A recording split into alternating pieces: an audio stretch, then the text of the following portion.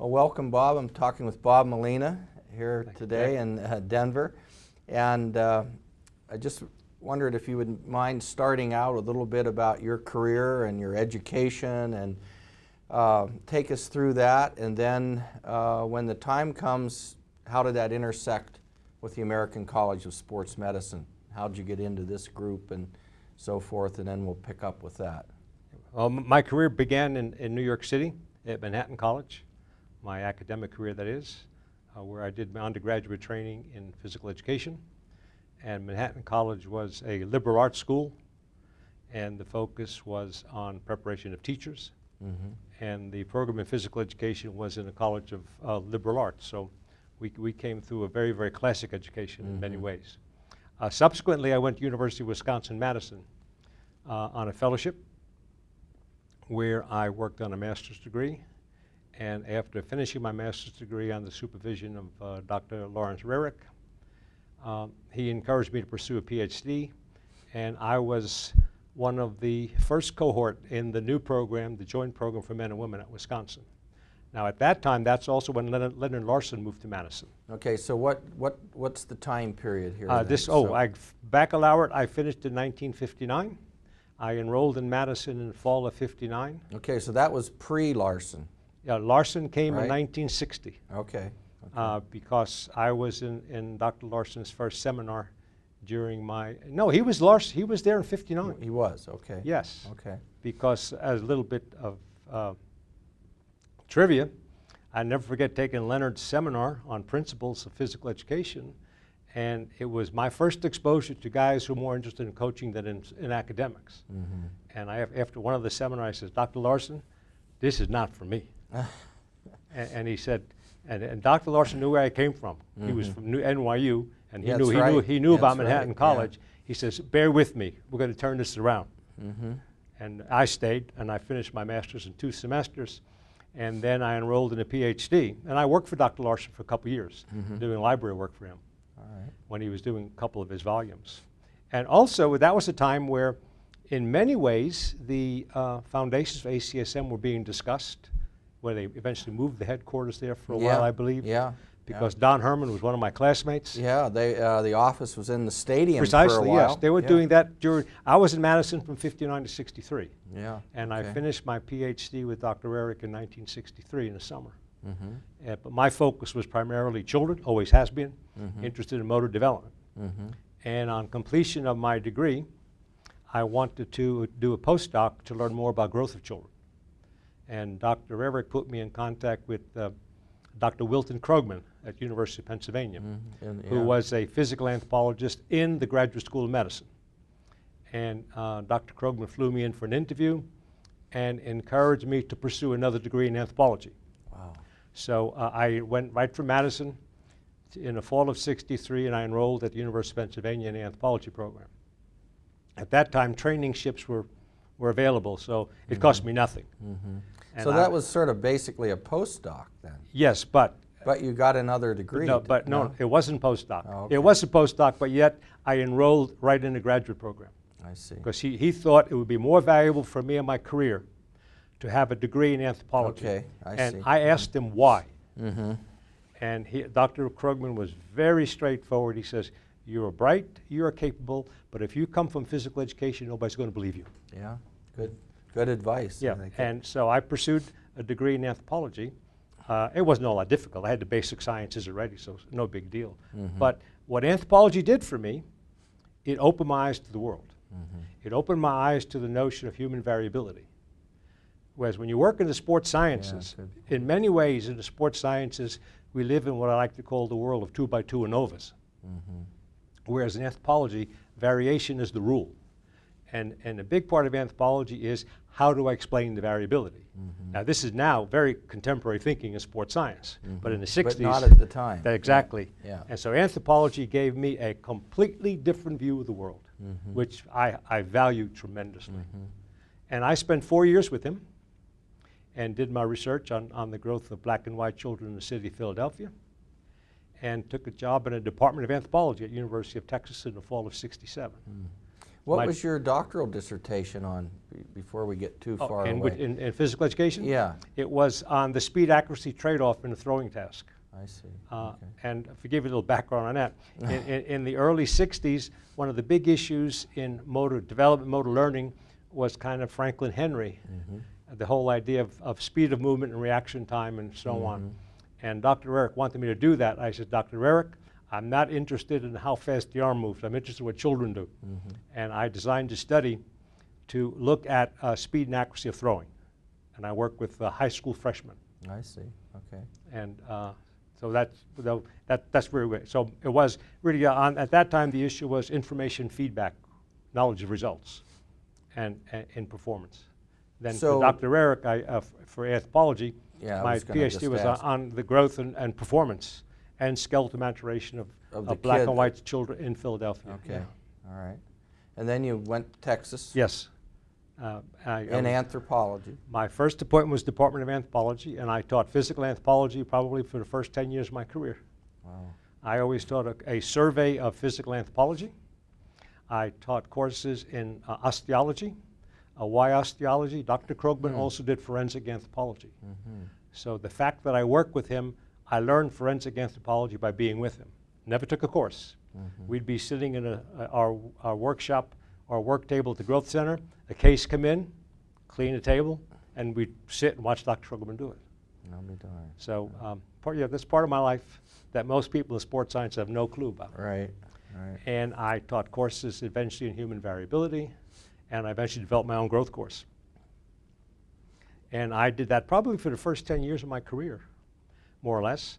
And then eventually, while at Texas, I was jointly appointed in, at that time, physical education, eventually kinesiology. And then when Juanine was chair, or the dean. And this is at UT in Austin. UT Austin, yeah. When Juanine was the chair or the dean, she eventually asked me to move my faculty line full-time into kinesiology. And during this entire interval, my courses in anthropology, my course on growth and development, I had a course on motor development in anthropology, all of these were cross-listed with kinesiology. Okay, I see. And eventually I moved my faculty line over. It took 2 years to move the line across campus. Yeah. Because the deans were worried about who's going to keep the line. Yeah. And then I eventually was full-time in Department of Kinesiology. And I was at UT Austin for 28 years, up till 1995. And then I moved to Michigan State for 7 years. And in June 2002, I retired. And never had a second thought afterwards. No. But during my time at Texas, I worked, mostly my research was on growth of children. I began working in Mexico, working with rural youngsters in the south of Mexico on, that time, growth and undernutrition. I did field studies in Guatemala at a nutrition center. So I was developing a Latin American interest, which I found very, very valuable and of course, very stimulating. But I always had a primary interest in growth, performance, physical activity, and also working with young athletes. And during my time there, I was working with age group swimmers, eventually with U.S. diving and so on. So I've always had this cross-disciplinary emphasis on, basically with the foundation being the growth and maturation of children in the context of physical activity and sport. Where and when did this start to intersect with ACSM? I always was aware of ACSM. Dr. Eric put me on a program that he organized once when ACSM met in New Orleans. For a while, I was reluctant to join ACSM because they did so little on or about children. And if I recall correctly, I probably joined the association or the college probably in the late 70s. I think 77 or 78, when I was already 10 years into my career. And I've enjoyed it. But my goal was that how do we keep children in the focus in the context of sports medicine, physical activity, and so on. And during the course of my time in the college, I mean, I'm a small part of it, but more and more emphasis was going on children.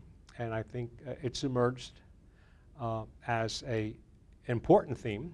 But I think, like anything, you've had a series of peaks and valleys. Now, the primary emphasis on children is obesity and activity. Right.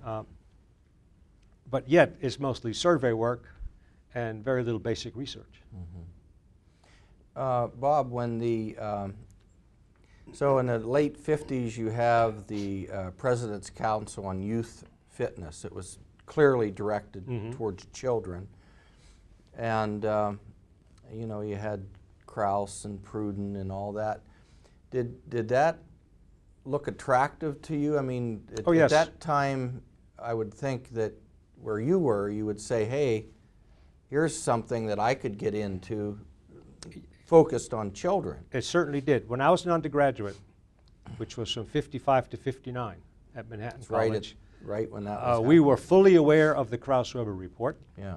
We were fully aware of what a lousy test the Krause-Weber test was. Yeah. No, this was common knowledge. Yeah. So yes, we were very aware of what was going on. Okay. As an undergraduate, we were so busy learning the basics and basically being prepared to be a teacher. Yeah. And as part of that, by the way, I have a New York City teacher's license. I had to take the test years ago.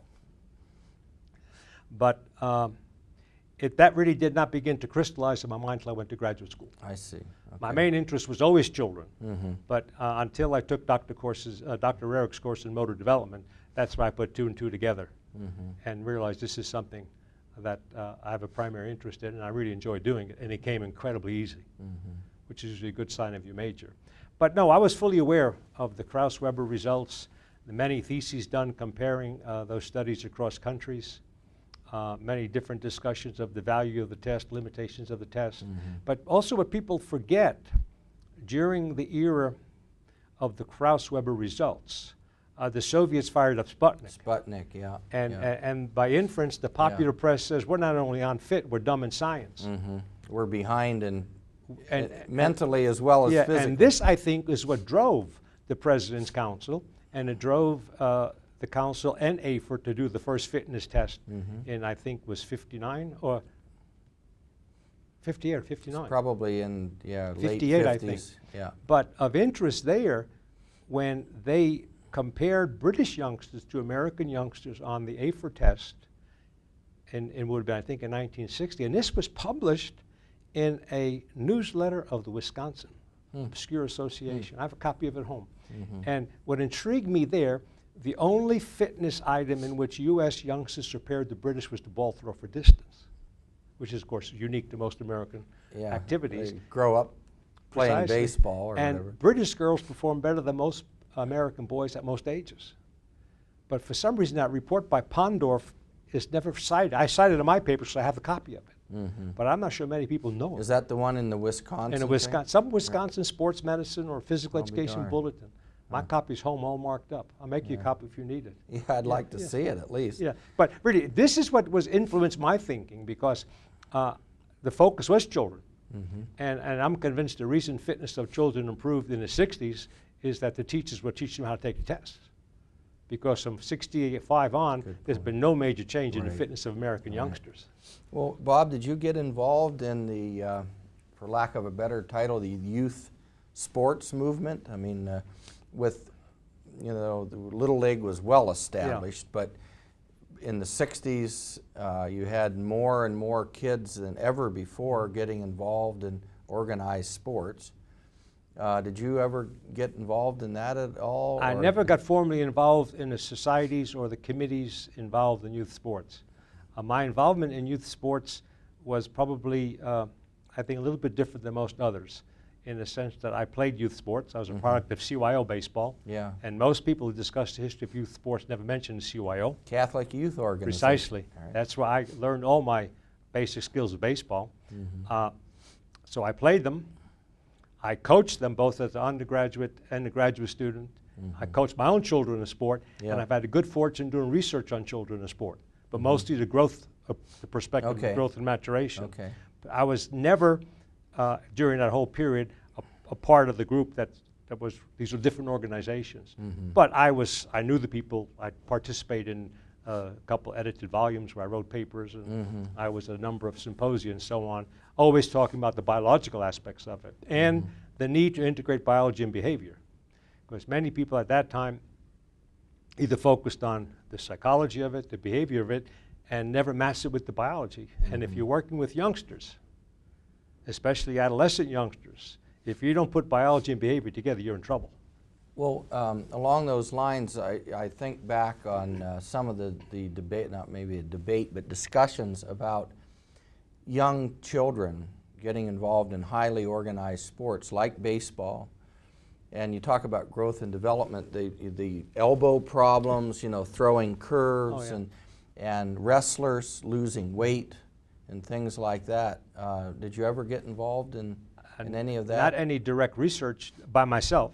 I'm fully aware of all. I thought maybe they would ask you for your opinion Rarely about growth and development and those sorts of Yes things. and no. I've written comments on it for pediatric journals, but keep in mind, I was in the Department of Anthropology. That's right. Yeah. And rarely At that time, will yeah. a clinician seek your advice Yeah. as an anthropologist. They wouldn't have looked there. Also, even though I probably knew more about skeletal maturation than they did. Mm-hmm. But I was fully aware of those reports, especially Little League elbow, Little League shoulder. Yeah, But yeah. I always was intrigued by those early reports, because never once did you ever see a follow-up study. Did this injury or overuse injury influence the growth of the lower extremity? You never saw that. You saw the clinical description of the cases. And that was a major problem. No, I was fully aware of that, injuries in youngsters in sport.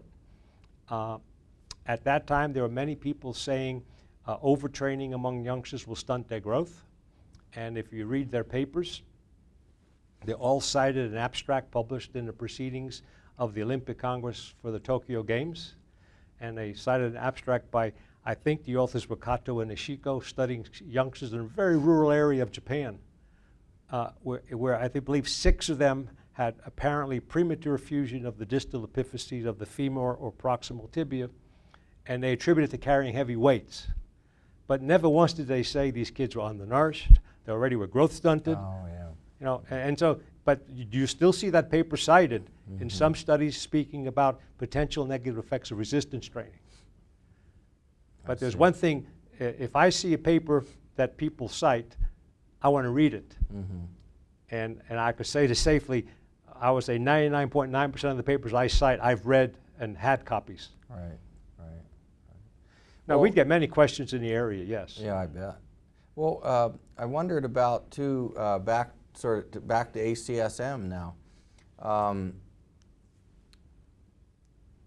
Papers, sessions, it's probably been pretty skimpy. Yeah, over the sessions years. on children in sport, sessions on children in physical activity, as a rule, when we had them, they were not very well attended by members of the college at the national meetings.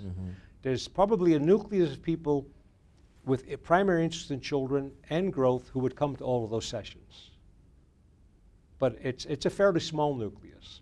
But I think we had a hard time getting the broader college membership to accommodate, if you'd like, to fully accept the importance of looking at youngsters in the context of growth and maturation and physical activity, sport, and so on.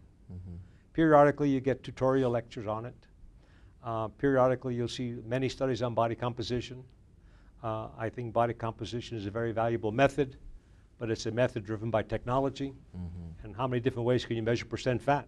Be realistic. Right, and how many accurate measurements can Precisely, you get? yes. But now, with the issue of physical inactivity and obesity, the pendulum is swung. That's what I was Yeah. leading up to, because now that's your real target But audience. you're seeing it, I think, in a funny way. You're seeing many posters on it.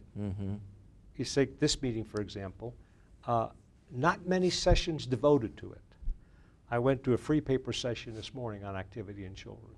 And there are a number of studies out there where the issue is now being systematically addressed. But now it's being addressed in the context of physical activity, and except for the BMI, body mass index, no other variables associated with growth and maturation are included in the discussions, I see. even behavioral dimensions of it. So I think we have a long way to go. Yeah, And why am I preoccupied with children? They're the next generation. yeah, absolutely. In many ways, they're the link between generations. And if we don't understand them and fully appreciate them, I think we're giving them short shrift and so on. But it's been my focus more or less for my entire career. I stayed the course. I enjoy it. It probably keeps me young, and I still have a lot more to do. What about opportunities to work with graduate students over the years? I've been very, very lucky. Been very, very fortunate. I think in a span of my career from 1967 to 2000, well, 2003 or 4 when the last one's finished, I believe I advised or co-advised 43 doctoral dissertations. Wow. The first ones were all in anthropology, of course. First one came out in '75. John Himes at University of Minnesota. Claude Bouchard did his degree with me. Is that right? He was with me at Texas from 1974 through 1977. Then probably among the more recent ones in sports sciences, Peter Kaczmarzyk from Canada, who I think is a gem. He finished with me in I just met him this morning. '97. And no, I've been very lucky with good students. Is he at Michigan State? No, he finished with Michigan State. Okay. Peter Kaczmarzyk now is at Queen's University in Canada. I see. Okay. And no, I've had good luck with students. I have always viewed graduate students more as colleagues than as students because I learn from them as well as they learn from me. Did a lot, especially the ones since anthropology, have a lot of them joined ACSM? Oh, many are here. Many are here. Okay. I believe 7 or 8 are here that I ran into here. I've also had several students from Portugal, 2 from Brazil, 1 from Belgium, and to the best of my knowledge, none of them hate me. So far, so good. Huh? Now, I've been very blessed, very fortunate with good graduate students and got along with them very well. Well, we're almost out of time already. One thing I've asked others too is if you had any sort of overview of where ACSM is now and maybe where they ought to go in the future, or any advice? Like anybody, I've got thoughts and opinions on it. I like the collegiality of the college. The fact that if I come to these meetings, I could see colleagues who specialize in exercise physiology, in medicine per se, and different domains of the field. This to me is very, very valuable. I think it looks like we seem to be at times riding the crest of public opinion. Right now we're on the obesity and physical activity crest. And in a sense that I hope we don't become a public health organization because I think we run a risk of giving up on basic science. I think basic science is a central core of the college, that we need to keep that going. We need to strengthen it and give it more emphasis. And we have to be careful to keep things in balance. But right now, with the crest of public opinion and visibility, we seem to be moving more towards public health. And like any organization, is always looking for funds. And we have to be very careful, I believe, with associations who want to affiliate with the college. And to me, I think you see this especially in some sport organizations. I think the most visible one right now would be tennis. U.S. tennis is suffering. We don't have enough elite young tennis players. Just watch TV, you see it. And quite often organizations like that, from my perspective, and I'm biased, tend to affiliate with a college like ours under the guise of being activity for children, when in fact down deep they're looking for tennis players. And that's why even when you get, okay, let's go something with the U.S. track and field. Americans get interested in track and field once every 4 years for the Olympics. Track and field is hurting. Same with the NFL. They're worried about keeping youngsters in a pipeline.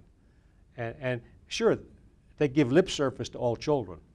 But if you read between the lines, the bottom line is they would like to keep this, you might say, fresh channel of flesh in many, many ways coming into the elite ranks of the respective sport. I think we have to be careful about that. Because we should have our main interest in the whole population, all children. Athletes are one segment of that population. A small percentage, really. Very, very small. I'm very sensitive to that, 'cause I don't like to see youngsters used that way. I refer to Balotelli's tennis camp as a tennis stable in Florida. I mean, you're probably fully aware of that, where all the foreign youngsters come from. And you've got to be careful in sport. If you look at collegiate sports, I believe foreign tennis players now dominate NCAA tennis. Yeah. I've seen that in tennis. And of I've course, seen it soccer's in- got a in- significant in- number of foreign in, players. Track. Yeah, track and field, yes, yes. And I think you can ask a legitimate question. These are the pressures on the coaches to win. Yeah. And what is it doing to the development of talent in our own country? Mm-hmm. I think it's a very important issue. Yeah. Well, we covered a lot of ground in a half hour. Yeah, I'm glad you covered some history with us. Now, interesting thing about Dr. Krogman, I think I told you this once before. I have a Xerox of it. He was on a program for the college in 1955 when the college met in Philadelphia. I've seen that. Yeah, I've never seen the paper, but No, I've he seen he the was on the program. program Yeah, that's where right. he spoke about, I believe it was tackle football for the growing child, something like that. Do you think that's how, forgot now who, Rarick, was it Rarick that referred you to him? Yes. Well, I wonder if that's how I would he knew. suspect that's where I believe Dr. Rarick knew of Krogman's interest in that, and I'm fully aware of that. Krogman himself said that's why he was intrigued with my ideas of physical activity of children, because Dr. Krogman perceived activity as being very important for youngsters, central to growth. Okay. And this is probably why he accepted me with open arms and just treated me very royally, gave me a good education. Was Grover Miller still involved with the public schools in Philly? Well, he was, but I had nothing to do with him. I wondered Yeah. if there was any, No. since you were studying Yeah. children there. No, we didn't have. No, we interacted with a parochial school right adjacent to the Growth Center. Okay. The Growth Center in Philadelphia was in South Philadelphia by Old Children's Hospital. It was largely an American black neighborhood, and we had most of our children from St. Charles Borromeo Parish, and where it was just easy place to work. Close and. Oh, 2 blocks away. Yeah. Couldn't beat it. Yeah. Okay, well, Bob, Well, thank thanks. you I so appreciate much it. for. Thanks for bringing up the history of for- youth sports. That's where so much fun is. Well, It's something I follow. yeah. Yeah. Yeah, me too. I interviewed Stotts, the inventor of Little League Baseball. Yeah, I know. I've got his original volume I found someplace. Yeah, I went to Williamsport Yeah. and interviewed him in the 60s. Yeah. And I never played Little League Baseball, even though, in a generation after World War II, when they were building all the suburbs, Levittowns, yeah, that's where Little absolutely. League went. Yeah. Little League never came into New York City. All my baseball from age 9 on was on a major league field. I'll be darned. I remember hitting a shot. Man, what a shot. Shortstop caught it. Yeah, right. A long. It was a good shot blast. for me as a Yeah. 9-year-old. Well, thanks, Bob. Thanks a lot. Appreciate it. That was nice It was of most you to enjoyable. come by.